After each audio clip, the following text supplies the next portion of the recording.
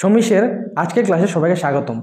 সমীশ আজকে নিয়ে এসেছে টিএসআরডি ডিগ্রি ডিপ্লোমা পর সিলেবাস অ্যানালাইসিসের একটা খুব ইম্পর্টেন্ট ভিডিও, যেখানে আমরা question pattern along with mark ডিস্ট্রিবিউশনটা ডিসকাস করব, যেটা তোমাদের টিএস এক্সামে স্ট্র্যাটেজি বানাতে খুবই হেল্পফুল হবে। আজকে আমরা কিন্তু প্রিলিমসের পয়েন্ট অফ ভিউতে ভিডিওটা বানাচ্ছি, ফিউচারে মেন্সের পয়েন্ট অফ ভিউতে একটা ডিটেলসভাবে অ্যানালাইজ করব, যেখানে আমরা প্রিভিয়াসের কোশ্চেনগুলির উপর কিছু অ্যানালাইজ ভিডিও বানাবো, সাথে সাথে সলিউশন ভিডিও আনতে যাচ্ছি। তোমরা আমাদের ভিডিওটা রেগুলারলি ফলো করো, যাতে আমরা ভিডিওগুলো দেখতে পারো।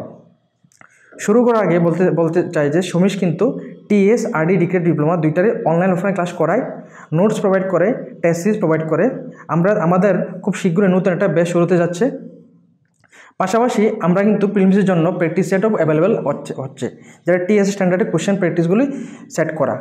নর্মালি কোশ্চেন সেটটা রাখা হচ্ছে মডারেট টু টাফ, যেটাতে তোমরা টিএসের পাশাপাশি আমরা এসসিজি এবং আরআরবিজিতেও হেল্প করবে। তোমরা আরও জানার জন্য কন্ট্যাক্ট করো সমীশের নাম্বারটিতে 8257000711। চলো শুরু করি। টিএসের কিন্তু ডিগ্রি ডিপ্লোমা দুইটারই প্যাটার্ন একই রকম, মানে 100 কোশ্চেন 100 মার্ক। ঠিক আছে, মানে একটা কোশ্চেন 1 মার্ক করে আসবে। তোমরা দেখো নর্মালি 10 মার্ক থাকবে ইংলিশ থেকে, 10 মার্ক থাকবে জিকে থেকে, জিকে জিএস কারেন্ট অ্যাফেয়ার মিলে 10 মার্ক থাকবে, আর ইঞ্জিনিয়ারিং পেপার থাকবে তোমার 80 মার্ক। তার মধ্যে জিকে জিএসের মধ্যে যে পোর্শনটা আছে, এটা তোমরা ন্যাশনাল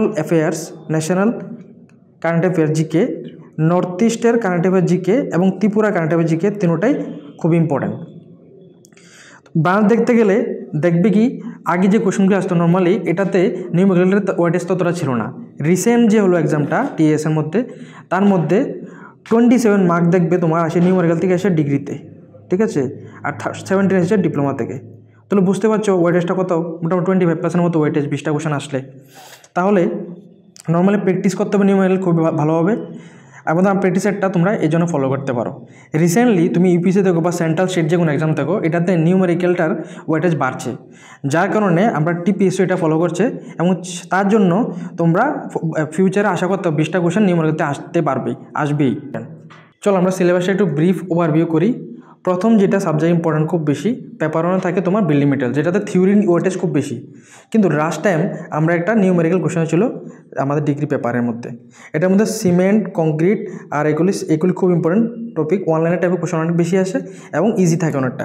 এরপর আছে সলিড মেকানিক্সের যে কোশ্চেনগুলি, এগুলি mainly theory question, elastic constant থেকে মেনলি আসে বলতে গেলে। বাকিগুলি থেকে অনেকটা বেশি নিউমেরিক্যাল কোশ্চেন আসে, এবং তুমি ডিগ্রি পেপারে দেখবে নিউমেরিক্যাল অনেকগুলো এসেছে এটা থেকে। এরপর ডিজাইন অফ স্টিল স্ট্রাকচার, যেটা তোমরা ডিপ্লোমাতে কোশ্চেন বেশি ছিল, তোমার প্রিলিমসের মধ্যে ডিগ্রিতে তেমন কোশ্চেন ছিল না, 1-2টা কোশ্চেন ছিল হার্ডলি। এটাতে নর্মালি নিউমেরিক্যাল বেশি থেকে, থিওরি ওয়েটেজটা তেমন বেশি থাকে না। এরপর আছে তোমাদের ডিজাইন অফ কংক্রিট মেশিন, এটার থেকে নিউমেরিক্যাল আশা করতে পারো তোমরা অনেকগুলি। সিপিএম পার্ট, যেটা একটা বলতে পারো অনেকে মনে করে যে লেস ইম্পর্টেন্ট টপিক, পড়বো না, কিন্তু এটা অ্যাকচুয়ালি খুবই স্কোরিং একটা টপিক, যেটাতে তোমরা সিম্পল নোট পড়লেও অনেকটা কিছু কোশ্চেন আশা করতে পারো এক্সামের মধ্যে। পেপার 2 সাবজেক্টগুলি দেখবে সবচেয়ে বড় টপিকের মধ্যে পড়ে তোমার এখানে একটা ফ্লুইড মেকানিক্স, যেটা তুমি 50% থিওরি আর 50% নিউমেরিক্যাল আশা করতে পারো। অনেকটা একটু কনসেপচুয়াল সাবজেক্ট হয়, অনেকে প্রবলেম ফেস করে, কিন্তু আমাদের ব্যাচগুলি দেখলে তুমি প্রবলেমটা ফেস করবে না। যেটা হাইড্রোলিক মেশিন আছে, এটা আমরা রিসেন্টলি একটা ভিডিও টারবাইনের উপর আমরা এটা রিলিজ করব, যেটা তোমরা ফলো করো। টপিকের কোশ্চেনগুলি করানো হয়েছে প্রিভিয়াসের কোশ্চেন হিসাবে। এটাও একটা লেস ইম্পর্টেন্ট টপিক ধরা হয়, কিন্তু রিসেন্ট যে কোশ্চেন প্যাটার্ন দেখা যাচ্ছে এসসিজি বা তুমি যে কোনো স্টেট এক্সাম বলো, এটাতে এটা ওয়েটেজ বাড়ছে, খুবই কম নোটের মধ্যে তুমি কমপ্লিট হয়ে যাবে, এবং খুবই স্কোরিং একটা টপিক বলতে পারো। হাইড্রোলজি, এটাতে তুমি নর্মালি থিওরি আশা করতে পারো, নিউমেরিক্যাল আসে অনেকটা, বাট থিওরি টাইপের সাবজেক্ট বলতে পারো অনেকটা। ডিপ্লোমাতে তোমরা নিউমেরিক্যাল এসেছিল একটা লাস্ট টাইম। ওয়াটার রিসোর্সের মধ্যে থিওরি আশা করতে পারো।